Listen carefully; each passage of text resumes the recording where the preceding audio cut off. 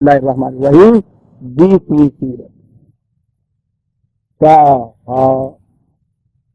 یہ حروف مقطعات کے متعلق تو میں نے کئی دفعہ واضح کر دیا ہے کہ عربی زبان میں یہ قاعدہ تھا کہ یہ ایبریویشن کے اعتبار سے حروف کو لایا کرتے تھے الفاظ کے لیے، جیسا ہمارے ہاں بھی انگریزی زبان میں RFUT تو لکھتے ہیں نا، جواب سے مطلع فرمائیے جس کا ترجمہ ہو گیا ہے، مجھے جی سے جیسے پیچھے لکھا جاتا ہے PS، خط لکھنے کے بعد لکھ دیتے ہیں PS، پوسٹ سکرپٹ جس کا انگریزی میں کہتے ہیں ترجمہ، وہ اصل میں انگریزی زبان کے وہ الفاظ میں حرف نہیں ہے، وہ پنجابی ہے اور ہمارے یہاں پیچھے سوجی PS، یہی ایبریویشن تھا، انداز تھا ان کے یہاں۔ عبرانی میں بھی ہے، تورات میں بھی ہے یہ چیز، میں نے دیکھا ہے تورات عبرانی کی تو بات نہیں، عربی میں جو تھی اس میں بھی یہ انداز تھا سیمیٹک قوموں کا، تو یہ کرتے تھے۔ عربوں کے ہاں تو ان کے شاعر سے پوچھو نہیں کہ انہی اشارات و کنایات کے معروف سے کہاں سے کہاں بات پہنچا دیتے تھے۔ قرآن چونکہ ان کی زبان میں چھایا ہوا اسلوب بھی انہیں کا ہے، اور میں نے جہاں تک اس کو سمجھا وہ یہی ہے کہ خدا ہی کی جو صفات بیان ہوئی ہیں انہیں کی کسی نہ کسی ایک صفت کے یہ حروف جو ہے ان کو قرآن دے کے آتا ہے۔ پیچھے بات چلی آ رہی تھی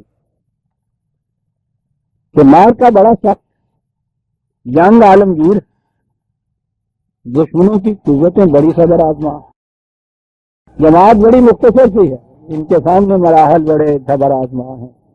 ان سے کہیے کہ یہ نہ سمجھو کہ یہ نیا نظام، نیا ضابطہ، نیا اعلان جنگ تمہیں اس لیے دیا جا رہا ہے کہ خدا تمہیں کچھ مشقتوں میں ڈالنا چاہتا ہے، یا جو کچھ اس وقت حاصل ہے چاہتا ہے کہ یہ بھی چھن جائے تم سے، بالکل نہیں۔ ما انزلنا علیک القرآن لتشقی، ہم نے قرآن اس لیے نازل نہیں کیا۔ دونوں معنی اس کے ہو جاتے ہیں، محرومی بھی ہوتا ہے، جگر پاس مشقتیں بھی ہوتا ہے، اس لیے ہم نے نازل نہیں پورا کر کیا تو یہ کیفیت پیدا ہو جائے۔ تفصیل کے اعتبار سے تو یہ لتشقی جو ہے بہت وسیع معنی ہے، کن کن چیزوں سے محرومی، کس کس قسم کی جگر پاس مشقتیں۔ لیکن ہاں اسی صورت میں آگے چلیے نا، سورہ طٰہٰ 20ویں صورت ہے جی ہمارے سامنے اس وقت، اسی میں ہی 118 124 118 20/118 20 اور 118 بات چلی آ رہی ہے قصہ آدم۔ کہا اس سے یہ جا رہا ہے آدم سے کہ اگر تم نے آپس میں مشاجرت، وہ جو شجرہ ہے سن لیا ہوگا نا آپ نے کہ اس کے معنی کیا ہیں۔ مشاجرت عربی زبان میں کہتے ہیں اختلاف کو ہے، اس قسم کا اختلاف یہ عربی زبان ہے عزیزان من۔ شجر جو ہے نا جس کے معنی درخت ہیں، یہ درخت جو ہے یہ بات کی بات ہے۔ اختلاف ایسا کہ بنیادی طور پر، ابتدائی طور پر تو وہ ایک چیز ہو، جیسے اس کا تنا ہوتا ہے ایک ہو، اور اس کے بعد وہ الگ الگ شاخوں میں بٹ جائے۔ امت واحدہ صدر اسلام کے اندر تو ایک تھی، اس کے بعد یہ تفرقے پیدا ہو گئے۔ یہ تھا وہ مشاجرت اور شجر جس سے منع کیا گیا تھا کہ ایسے نہ ہو جانا۔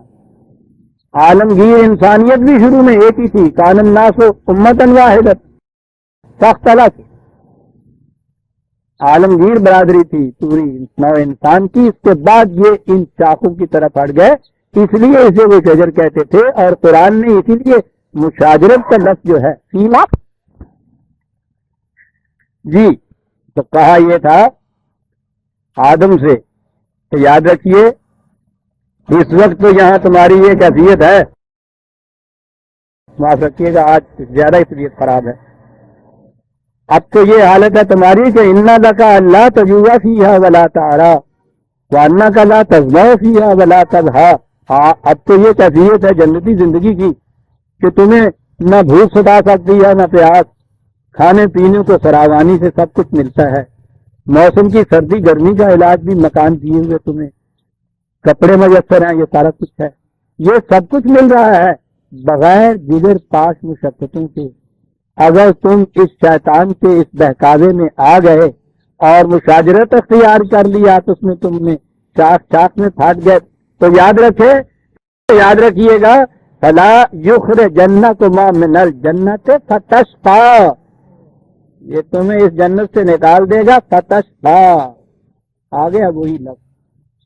تو اگلی چیز جو تھی پہلی تو معرومی تو ان چیزوں سے ہو گئی, اور پھر زندگی کا مقصد ہی یہ رہ جائے گا. اور تینوں چیزیں اس نے گنائی ہے نا, روٹی کپڑا مکان, اسی دھندے کے اندر صبح سے شام ہو جائے کرے. زندگی کے بلند خوشگواریوں اور مقاصد جو ہیں اس سے اسی طرح سے تم محروم رہ جاؤ گے کہ انہی کی جگر پاک مشقتوں سے فرصت ہی نہیں تمہیں ملے گی کسی دوسری طرف. یاد رکھنا اس کے بہکاوے میں فتشقا 124ویں آیت میں ہے. اعلان ہوا تو اس کے بعد مایوس ہوا یہ آدم.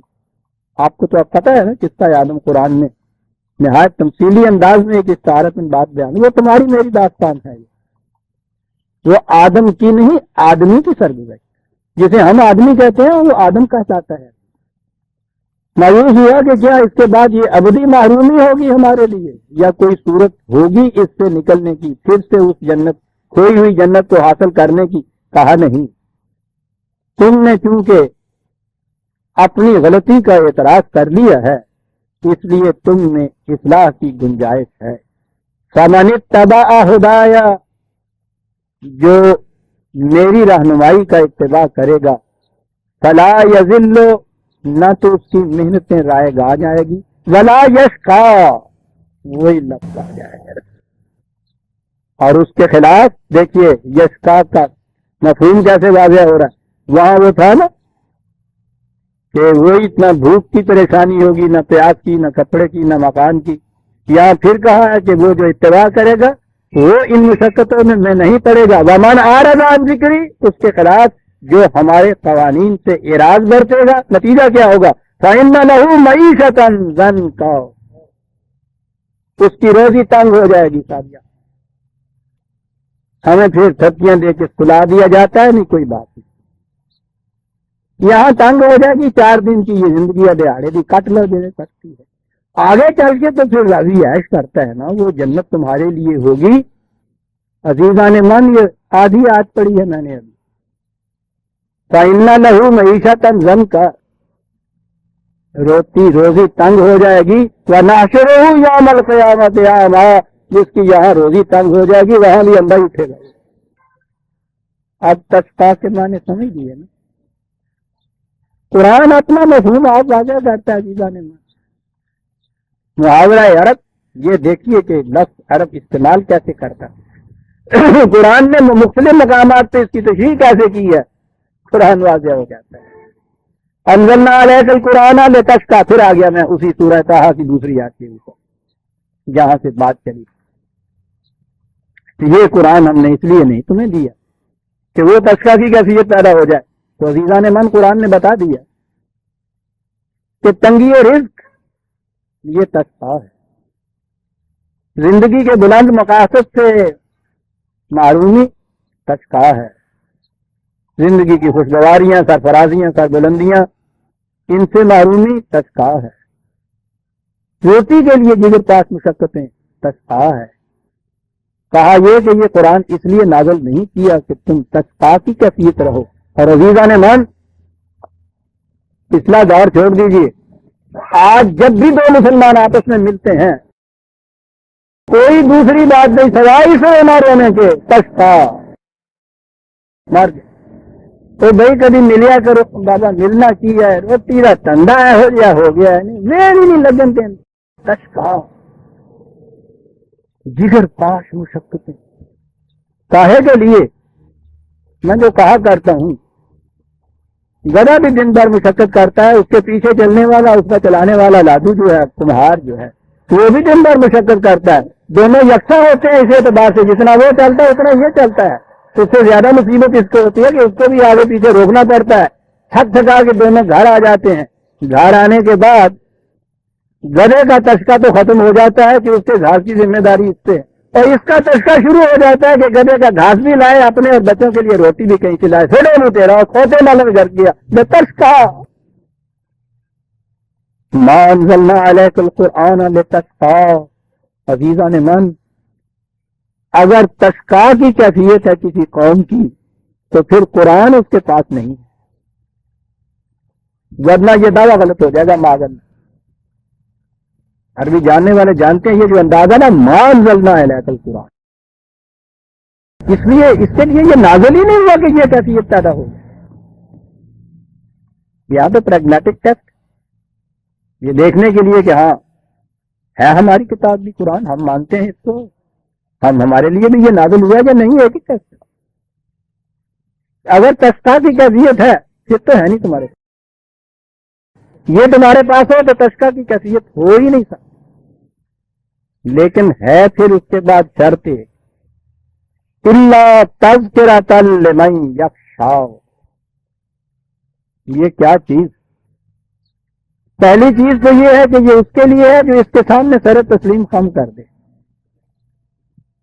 خشیت جس کو ہم کہتے ہیں نا، خشیت باری تعالیٰ، اور اس کے معنی یہ ہوتے ہیں کہ بیٹھا ہوا ہے، کانپ رہا ہے، رو رہا ہے، وہ کر رہا ہے، ڈر رہا ہے. ڈر کا تو سوال نہیں ہے عزیزہ نے. یہ تذکرہ ہوتا ہے کہ ایسا نہ کرنے سے کہیں ایسا نہ ہو جائے، اس کو کہتے ہیں خشیت. کہ یہ جو احساس ہے کہ اگر قرآن کے مطابق زندگی نہ گزاری تو تذکرہ ہو جائے گا. کہا جس کو یہ احساس ہے اس کی کیفیت یہی نہیں ہے کہ اس کو یہ صرف روٹی ہی ملے گی.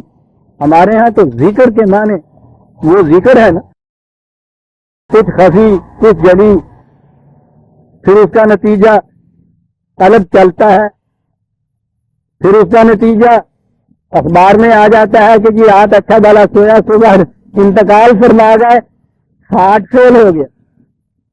قلب چلتا ہے نا اس طرح. ذکر یہ سمٹ کے آ گیا ان کے ہاں.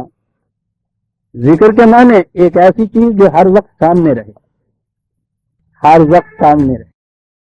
اور کاہے کے لیے سامنے رہے؟ یہی بات نہیں، سامنے رہنے کے لیے تو ہر چیز رہے گی ساتھ. ذکر وہ کہتے تھے اس چیز یا اس پروگرام کو، اس نصب العین کو جو شرف اور عزت کا باعث بنے. قرآن کریم میں یہ ہے کہ ہم نے قرآن نازل کیا ہے جس میں تیرے اور تیری قوم کا ذکر ہے. تو یہ بات سمجھ میں نہیں آتی کہ ذکر تو یہ خدا کا ہے، اس کے اندر ہے. تو وہ کہتا ہے کہ نہیں، یہ تو تیری اور تیری قوم کے ذکر کے لیے ہے. تو ذکر کے معنی شرف اور مجد کا، اس میں راز پوشیدہ ہے تیری اور تیری قوم کے شرف و مجد کا. کہا یہ قرآن جو ہے اس لیے نازل نہیں کیا کہ اس کے نزول کے بعد اس کے ماننے والی قوم پھر تذکرہ زندگی بسر کرے. وہ زندگی تو تذکرہ کی زندگی ہوگی، شرف کی زندگی. یعنی یہی نہیں کہ روٹی کپڑے کی طرف سے فراغت ہو جائے گی، شرف اور مجد اور تکریم اور عزت اور سرفرازیاں نصیب ہو جائیں گی. لیکن کس کے لیے؟ لمن یخشی. جس کو یہ احساس رہے کہ یہ نہ ہوا تو پھر تذکرہ کی زندگی آ جائے گی، اور وہ تو اس دنیا اور اس دنیا دونوں میں ذلت اور عذاب کا باعث ہوا کرتی ہے. کہا دعویٰ یہ بہت بڑا ہے جو ہم کر رہے ہیں. کس قسم کی ایک بات؟ ضعیف، ناتواں، کمزور تھی، چند نفوس کا مبنی ایک قوم. دعویٰ یہ کہ وہ جنگ کا اعلان جن و انس کے لیے. بہت اچھا. ہاں ہاں، خاک ماں خیزت کے سازد آسمان دیگرے. کیا بات ہے، یہ کر جاتا ہے. میری مٹی یہ ہوا کے زور سے اڑ رہی ہے کہ ایک نیا آسمان پیدا کر دو. مٹی، اس مٹی کو مٹی نہ سمجھو. خاک ناخیزت کے سازد آسمان دیگرے، ذرہ ناچیز و تعمیر ضیابانے نگر. ایک ذرہ ناچیز اور ولولہ یہ کہ ایک پورے کا پورا صحرا بنا کے رکھ دوں گا. کہا کہ یہ کام اپنے دل میں یہ نہ سمجھ لے کہیں کہ صاحب یہ اتنی بڑی چیز کہہ دی گئی ہے. کہا تمہیں معلوم ہے کہنے والا کون ہے؟ کہنے والا تنزیلم، تنزیل. رفتہ رفتہ کسی چیز کو نزل بھی ہے، رفتہ رفتہ کسی چیز کو بتدریج کسی چیز کو نازل کرنا. پروگرام پھیلا دیا تھا 23 سال کے اوپر یہ اسی لیے کہ جس حالت میں کوئی معاشرہ ہو وہاں سے ابتدا کی جائے گی اس پروگرام کی، شبہ شب وہاں نہیں پہنچا دیا جائے. یہ جو آج بھی ہمارے ہاں کے اجلت پسند اعتراض کرتے ہیں کہ صاحب یہ چیز جو ہے اتنا عرصہ ہو گیا تمہیں بھی درس دیتے، یہ نظام قائم کیوں نہیں ہو جاتا صاحب، مکمل کیوں نہیں ہو جاتا صاحب. تنزیرہ 23 سال کے عرصے میں تکمیل تک پہنچا. اس کہا یہ کہ استقامت کی ضرورت ہوگی، یہ اوور نائٹ نہیں ہونے والی بات. اوور نائٹ تے نہیں تو دیر چلتے ہوں انہیں کیڑے ہی پے ہوں. تنزیلا ممن خلق الارض والسماوات العلی. کہا یہ تو بڑی چھوٹی سی بات ہے، عرض جسے تم کہتے ہو، یہ تو کائنات میں ایک عرض کے معنی ہی تصدیق کے ہیں، بڑا نچلا درجہ ہے. یہ کہنے والا، یہ نازل کرنے والا تو وہ ہے کہ جس نے اس کائنات کو پیدا کیا، عرض ہی کو پیدا نہیں کیا. سماوات کے اوپر الا کی کیفیت پتہ نہیں تمہیں کہ ان سے اوپر کتنی بلندیاں ہیں. جو وہ پیدا کرنے والا یہ بات کہہ دے کہ تمہیں اس خاک کی پستی سے اٹھا کے اور اس کی بلندیوں پر پہنچا دیا جائے گا، تو وہ غلط نہیں کہتا. اس نے تو یہ کر کے دکھا دیا. اور پیدا ہی نہیں کیا خلا کا، ٹھیک ہے جی پیدا کر دیا. سندھ میں چھوڑ دیا کر کے مسلمان، تو انہیں ایک افغانے میں دینے تھے تو یہ کر کے اور آپ چلا گیا تو سانو مصیبت میں آ گیا. خلا کا پیدا ہی نہیں کیا. الرحمن علی العرش استوى، کارگاہ کائنات کا مرکزی کنٹرول بھی ہمارے ہاتھ میں ہے. استوا جو سنگھاسن ڈولے نہیں، ایک لفظ ہے ہمارے ہاں، کیا ترجمہ تھی اس کا؟ یہ ہوتا ہے نا ڈولے. استوا کی کیفیت وہ ہوتی ہے جسے بیلنس کہتے ہیں، ڈولے نہیں. عرش کے معنی سنگھاسن کے ہوتے، اقتدار کا مقام، تخت جسے ہمارے ہاں کہتے ہیں، مرکزی کنٹرول. ہاں وہ عرش کے اوپر ہے جو ڈولتا نہیں. کیا خوبصورت الفاظ عزیزہ نے من کیا جاتے ہیں، ڈولنا نہیں. بیٹھیے اب تو نہیں سی بوٹی موٹروں میں آتے تو ہم پتا ہے بوٹی ڈولی جاتی ہوں گی اور جاتی کوئی جاتی ہوں گی، کوئی تو دیکھیاں بھی نہیں ہوں گی ڈول